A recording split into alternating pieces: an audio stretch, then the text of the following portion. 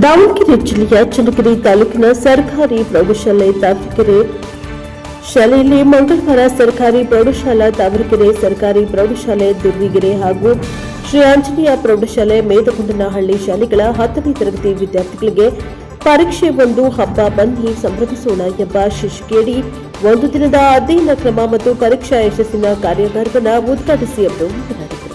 ಪರೀಕ್ಷೆಯನ್ನ ಭಯದಿಂದ ನೋಡುವುದಕ್ಕೆ ಬದಲು ಹಬ್ಬದಂತೆ ಸಂಭ್ರಮಿಸಿ ಎದುರಿಸಬೇಕು.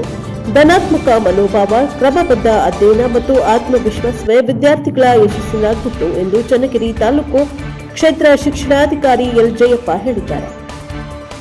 ವಿದ್ಯಾರ್ಥಿಗಳು ಧನಾತ್ಮಕ ಯೋಚನೆ ಹಾಗೂ ಆತ್ಮವಿಶ್ವಾಸ ಹೊಂದಿದ್ರೆ ಯಾವುದೇ ಪರಿಸ್ಥಿತಿಯನ್ನ ಗೆಲ್ಲಬಹುದು.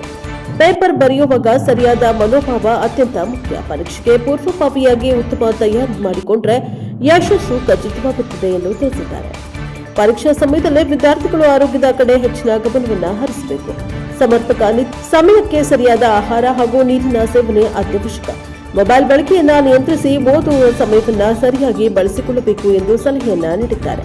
ವಿದ್ಯಾರ್ಥಿಗಳು P3 ಸೂತ್ರಗಳಾದ ಯೋಜನೆ, ಪೂರ್ವಭಾವಿ ತಯಾರಿ ಹಾಗೂ ಕ್ರಮಬದ್ಧ ಅಧ್ಯಯನದ ಮೂಲಕ ಪರೀಕ್ಷೆಯಲ್ಲಿ ಉತ್ತಮ ಸಾಧನೆ ಮಾಡಬಹುದು. ಈಗಾಗಲೇ ನಡೆಸಿದ ಪೂರ್ವಭಾವಿ ಪರೀಕ್ಷೆಗಳಲ್ಲಿ 50% ಹೆಚ್ಚು ಅಂಕ ಪಡೆದ ವಿದ್ಯಾರ್ಥಿಗಳು ಅಂತಿಮ ಪರೀಕ್ಷೆಯಲ್ಲಿ ಪ್ರಥಮ ಸ್ಥಾನದಲ್ಲಿ ಉತ್ತೀರ್ಣರಾಗುವ ಸಾಧ್ಯತೆ ಇದೆ ಎಂದು ತಿಳಿಸಿದ್ದಾರೆ.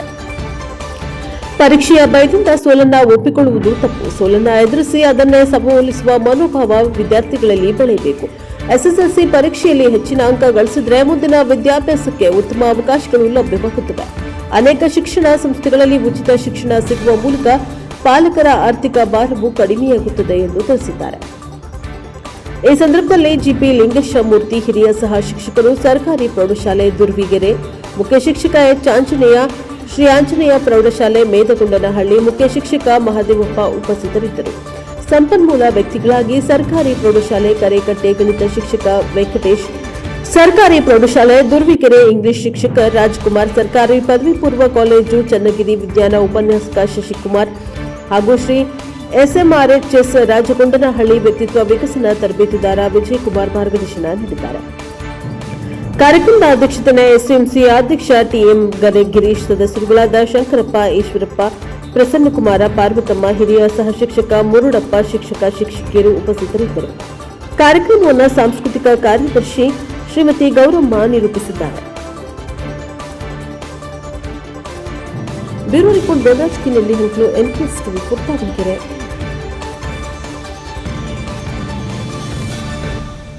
ಕಾಲೇಜನ್ನ ತಲುಪಲಿಕ್ಕೆ ಬದಲಾವಣೆಯ ಹರಿಕಾರರಾಗೋಣ. ಇವತ್ತಿನ ಕಾರ್ಯಕ್ರಮ ನಿಮ್ಮ ಕೇಂದ್ರೀಕೃತವಾಗಿ ಮಾಡಿರ್ತಕ್ಕಂಥದ್ದು.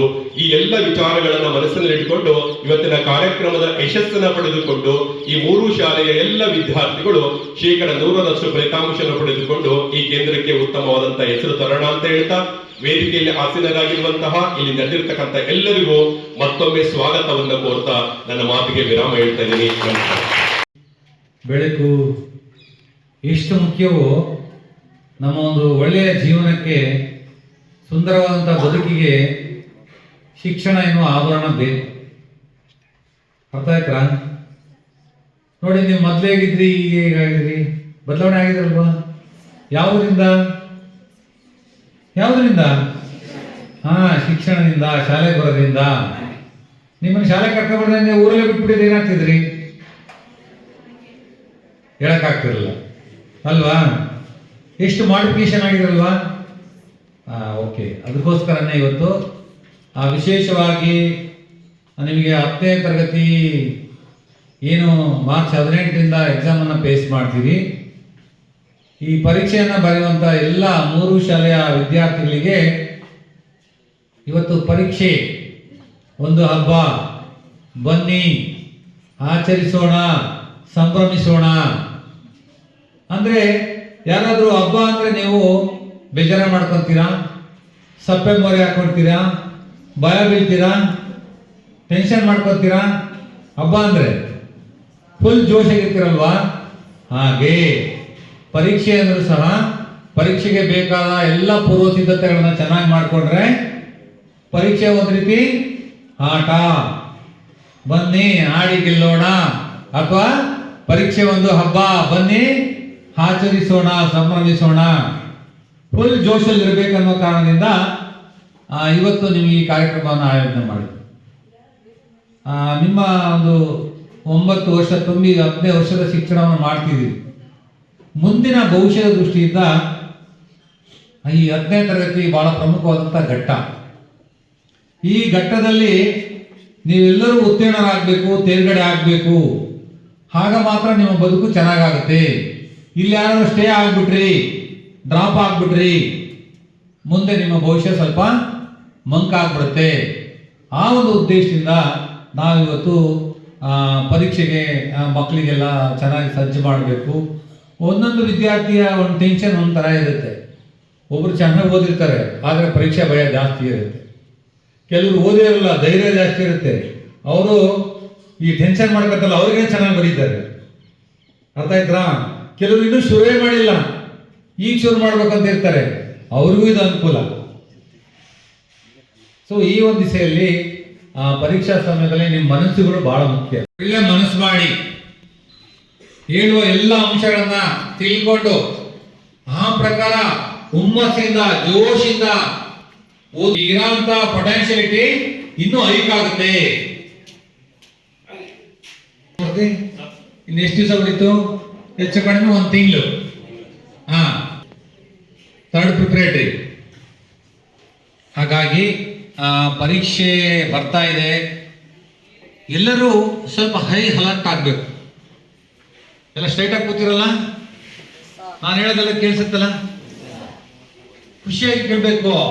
ಯಾವಾಗಲೇ ಆಗಲಿ ನಮ್ಮ ಮನಸ್ಸು ಚೆನ್ನಾಗಿ ವರ್ಕ್ ಆಗ್ಬೇಕಂದ್ರೆ ನಾವು ಖುಷಿಯಾಗಿರ್ಬೇಕು, ಸಂತೋಷದಿಂದ ಯಶಸ್ವಿ ವ್ಯಕ್ತಿಗಳಾಗ್ತೀವಿ. ಬಹಳ ಪ್ರಮುಖವಾಗಿ ಒಂದು ವಿಜಯದ ಸಂಕೇತಗಳು ಅಂತಾರೆ ABCD. ABCD. ಕೈ ಹಿಡಿದೇ ಹಿಡಿತಾನೆ ಅಂತ ಎಲ್ಲರೂ ಕರೋಡಿ ಮಾತು. ಆದರೆ ಇಷ್ಟಪಟ್ಟು ಹೋದರೆ ಇವತ್ತೇ ಕೈ ಹಿಡಿತಾನೆ ಅಂತ, ಅದು ದೇವರು ಇವತ್ತೇ ಕೈ ಹಿಡಿತಾನೆ ಅಂತ ಹೇಳ್ತೇನೆ ನಾನು. ನೀವು ಯಾವುದೇ ವಿಚಾರ ಆಗಲಿ, ಯಾವುದೇ ಒಂದು ಇಷ್ಟಪಟ್ಟು ಮಾಡಿ, ಕಷ್ಟಪಡೋದಕ್ಕಿಂತ ಮುಂಚೆ ಇಷ್ಟಪಟ್ಟು ಮಾಡಿದರೆ ನಿಮಗದೇ ಒಂದು ಇದಾಗುತ್ತೆ. ಮುಂದಿನ ಪರೀಕ್ಷೆಗಳಲ್ಲಿ ಯಶಸ್ವಿಯನ್ನು ಕಾಣ್ಕೊಳಕ್ಕೆ ಅನುಕೂಲ ಆಗುತ್ತೆ. ಪರೀಕ್ಷೆಯಲ್ಲಿ 2 ವಿಧ ಇರುತ್ತೆ. ಒಂದು ಬೋರ್ಡ್ ಎಕ್ಸಾಮ್ ಇರುತ್ತೆ, ಇನ್ನೊಂದು ಶಾಲೆಯಲ್ಲೇ ಮಾಡ್ತಿರೋದು. ನೀವು ಇಲ್ಲಿ ತನಕ ಬಂದಿರೋದೆಲ್ಲ ಶಾಲೆಯಲ್ಲಿ, ನೀವು ಬರೆದಿರೋ ಪೇಪರನ್ನು ನೋಡೋದೆಲ್ಲ ನಮ್ಮ ಶಾಲೆ ಮಾಸ್ಟರ್ಗಳೇ. ಈಗ ಬರೀತಿರೋದು ಬೋರ್ಡ್ ಎಕ್ಸಾಮ್, ಅಂದರೆ ಇದರಲ್ಲಿ ಬರೀತಿರೋ ಸೆಂಟ್ರಲ್ ಬರೆದಿದ್ದು ನಿಮಗೆ ಟೀಚಿಂಗ್ ಮಾಡಿರತಕ್ಕಂಥ ಯಾವ ಮೇಷು ಸಹ ನಿಮ್ದು ಅದನ್ನು ನೋಡೋಲ್ಲ, ಪೇಪರ್ಸ್ ನೋಡೋಲ್ಲ. ಅದರಲ್ಲಿ ನಿಮ್ಮ ಹೆಸರು ಸಹ ಬರೆಯಲ್ಲ, ಬರೀ ರಿಜಿಸ್ಟರ್ ನಂಬರ್ ಹಾಕಿರ್ತೀರ. ನೀವು ಯಾರು ಏನು ಅಂತ ಯಾರಿಗೂ ಗೊತ್ತಿರಲ್ಲ. ಬೇರೆ ಯಾವ ಮೇಷು ಅಂದರೆ ನಮ್ಮ ಚನ್ನಗಿರಿ ತಾಲೂಕಿಂದ ಬೇರೆ ತಾಲೂಕಿನ ನೋಡ್ತಾರೆ, ಬೇರೆ ತಾಲೂಕಿಂದ ನಮ್ಮ ತಾಲೂಕಿನ ನೋಡ್ತಾರೆ. ಜಿಲ್ಲೆನೇ ಚೇಂಜ್ ಮಾಡ್ತಾರೆ. ನೀವು ಯಾರು ಏನು ಅಂತ ಗೊತ್ತಿರಲ್ಲ. ಅದಕ್ಕೆ ಏನು ಮಾಡಬೇಕು ಅಂದರೆ ನೀವು ಬರೆಯುವಾಗ ನೀಟಾಗಿ, ದುಂಡಾಗಿ, ಎಷ್ಟು ನೀಟಾಗಿ ಬರೀಬೇಕಂದ್ರೆ ಅಷ್ಟು ಇಂಗ್ಲೀಷ್ ಬರಲ್ಲ, ಬೇಡ. ಬಸವಣ್ಣವರು ಒಂದು ವಚನ ಹೇಳ್ತಾರೆ, ನುಡಿದರೆ ಮುತ್ತಿನಂತಿರಬೇಕು, ನುಡಿದರೆ ಸ್ಫಟಿಕದಂತಿರಬೇಕು, ನುಡಿದರೆ ಲಿಂಗ ಮೆಚ್ಚಿ ಹೌದು ಹೌದೇನಂತಿರಬೇಕು ಅಂತ. ಅದೇ ರೀತಿ ನೀವು ಯಾವ ಥರ ಬರೀಬೇಕು ಅಂದರೆ ಬರೆದರೆ ಮುತ್ತಿ ಕೋಣಿಸದಂತಿರಬೇಕು, ಬರೆದರೆ ಸ್ಫಟಿಕದಂತೆ ಹೊಳೆಯುತ್ತಿರಬೇಕು, ಬರೆದರೆ ನಿಮ್ಮ ಮೇಟು ಎಕ್ಸ್ಟ್ರಾ 2 ಮಾರ್ಕ್ಸ್ ಕೊಡಂಗಿರಬೇಕು. ಆ ರೀತಿ ಬರೀಬೇಕು. ಬರೆಯುವ ಬರವಣಿಗೆ ಆ ರೀತಿ ಇರಬೇಕು. ಒಂದೊಂದು ಪದಕ್ಕೂ ಒಂದೊಂದು ಗ್ಯಾಪು, ಸ್ವಲ್ಪ ಗ್ಯಾಪು ಕೊಟ್ಕಂತು ಬರಿತಾ ಹೋದರೆ ನೀವು ನಿಮ್ಮನ್ನು